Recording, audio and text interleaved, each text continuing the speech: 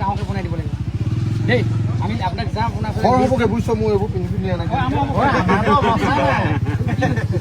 আমাৰ অৱস্থা নাই ৰাতি হোৱাৰ লগে লগে ইজ্জত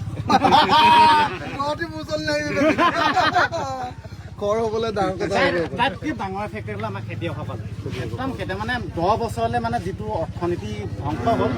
15 বছৰলৈ উধাৰিব নোৱাৰে মই নিজেই এফেক্টেড মানে মোৰ 30,000 টকা খেতিত শেষ হ'ল 10 বিঘা মাটি চফা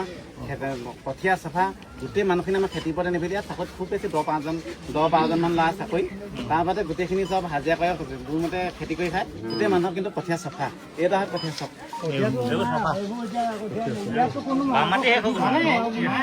আমাৰ প্ৰথম মানুহখিনি আপুনি এটা কৰিব লাগিব আমাৰ খেতিয়কখিনিক যাতে আপুনি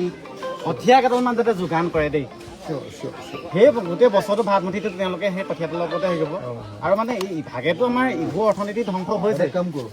কাইলৈৰ পৰা আমি ওখ মাটি কঠীয়া পাৰি দিম টাইম হ'বগৈ নাই শাওণ মাহত হৈ যাব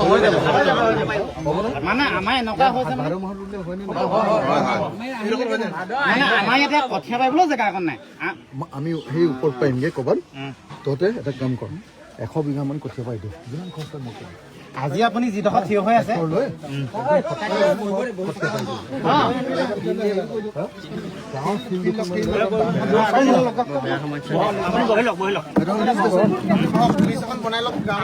সমস্যাখিনি কওক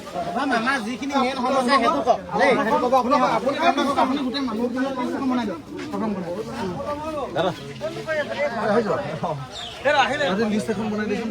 ই গম পাব না চিনি পোৱা মানুহ এফালৰ পৰা ঘৰৰ নাম লিখি যায় ঠিক আছে এনেই মাজত ধৰি ধৰি নিলিখিবি এফালৰ পৰা